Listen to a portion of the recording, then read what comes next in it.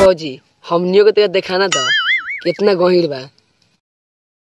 का हाल बा भाई लोग? का कहीं रे मने नहीं खेला देखे में लागे हाई फाई हो।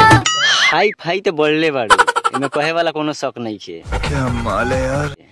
कहे लोग दिल के दवाई हो। तोरा ऐसा नहीं, आजकल सबके उहे डिमांडे बा, ले चल माने और के ना घुमावे, कुछ और मत समझ लिया। नहीं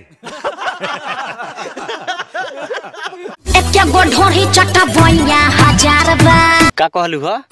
एके गो ढोड़ी चटवैया 1000 बा। ए भौजी कहियो हमनियो के सिखान दा, हमनियो के मन खुश हो जाई। मार साले का खोपड़ी तोड़ साले का। ढोरी पलंगवा मांगे लक्ष्मण। ए भौजी ओमे से हमनियो ये गोड़ा बाड़ी, आ ये गोड़ा का दू गोड़ा बाड़ी।